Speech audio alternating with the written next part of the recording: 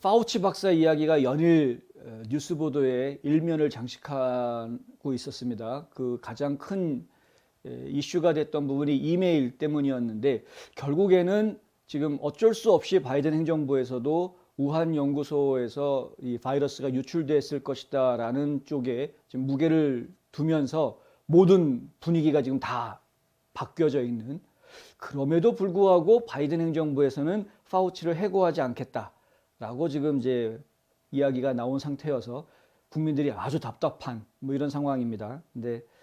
그런데 지금 한 가지 재미있는 연구 결과가 나왔는데, 옥스퍼드 대학의 연구소에서 조사해 본 결과 2018년, 2019년 이제 이 코로나 바이러스가 외부에 유출됐던 그런 시점에 그 주변에 이 코로나 바이러스의 발상지라고 이야기가 많이 되어져 왔던 우한 수산시장, 우한 웻 마켓이라고 그랬어요. 해산물 시장, 수산시장 이렇게 이야기하는 이 우한 수산시장에서 박쥐 판 적 없답니다. 무슨 말인지 아시겠습니까? 박쥐를 판 적이 없답니다. 그러니까 박쥐 바이러스가 인간에게 옮겨진 거다라고 이야기하는 건 완전히 새빨간 거짓말이다. 더군다나 우한에서 몽고 쪽이나 혹은 중국에 있는 몇몇 도시에서 박쥐가 실제로 거래가 되는 것은 사실이고, 우한에서도 박쥐가 거래됐던 적이 과거에 있었던 것은 사실이지만, 지금 문제가 시작이 됐던 2019년도에 그때 우한 수산시장에서는 박쥐를 판 적이 없다. 또 하나의 숙주로 이야기가 됐던 것이 천갑산이라는 동물인데요. 이 천갑산도 팔린 적이 없답니다. 박쥐도 천갑산도 다 우한 수산시장에서는 팔린 기록이 없다. 그런데 어떻게 박쥐 바이러스가 사람한테 옮겨졌고 그것이 우한에서 시작이 돼가지고 난리가 났느냐. 결국은 바이러스 연구소에서 유출됐다라고 이야기할 수밖에 없는 것이죠. 그리고 유출된 이메일들 보신 분들 많이 계시겠지만은 아예 대놓고 생화학 무기로서 이 바이러스 연구하고 있는 이런 부분들에 대해서 파우치 박사 이미 알고 있었다라는 여러 가지 정황들이 이메일에서 다 나오고 있지 않습니까? 이거 무기로 하려고 하는 것 아니냐? 심지어는 오바마가 정권 말기에 임기를 그만두기 바로 11일 전에 이 우한 바이러스학 연구소 게인 오브 펑션이라는 기능 취득에 대한 연구를 할 수 있도록 허가해주는 임기 말에, 결국에는 많은 분들이 이제 이것 자칫 잘못하면 음모론으로 치부될 수 있는 부분이긴 합니다만은, 근데 이제 많은 분들이 우려하고 있는 시나리오가 있지 않습니까? 처음부터 이것은 계획된 팬데믹이다. 그래서 팬데믹이라는 말 대신에 플랜데믹이라는 말이 지금 나오고 있는, 이런 계획된 것이었다, 이 코로나 바이러스라는 것은.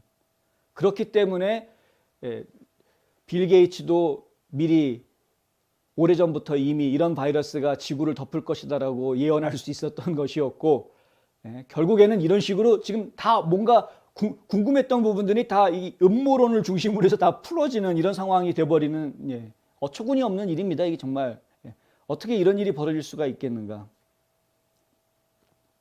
옥스퍼드 대학에 따르면은 자연개발 이론의 두 가지 주된 주요 용의자, 서스펙트, 바로 박쥐와 천갑산. 그런데 박쥐와 천갑산은 알리바이가 있다. 우리는 우한에 간 적이 없어요 라고 이들이 이제 알리바이를 내세웠다. 옥스퍼드 대학의 야생동물 보존 연구단이 중국에 본사를 둔 동료들과 함께 2017년 5월부터 2019년 11월까지 우한의 이 수산시장 전역에서 수집된 데이터를 가지고 다른 연구를 해왔다. 그 연구 결과에 따르면은 이 시장에서 팔린 야생동물, 이거를 기록을 다 해서 적절한 시기에 어떤 야생동물이 팔렸는지에 대한 것들을 추적을 해보았는데, 거기에는 박쥐나 판골린, 그러니까 이 천갑산이라는 동물은 없었고요. 그냥 오소리, 너구리개, 고슴도치, 공작새, 파충류 등등등 38개 종류의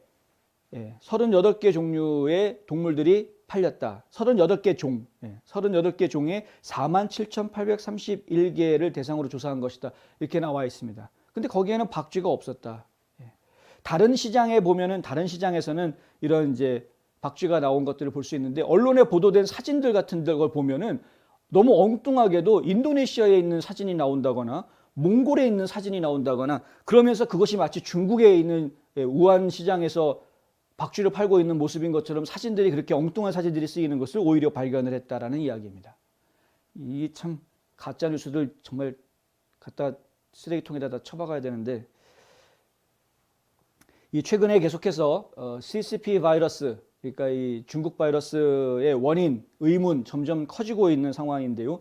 연구실 유출 이론을 일축했었던 많은 과학자들이 이제는 진지하게 진짜 연구실에서 이게 유출된 거 아니냐라고 진지하게 생각할 수밖에 없는 상황이다.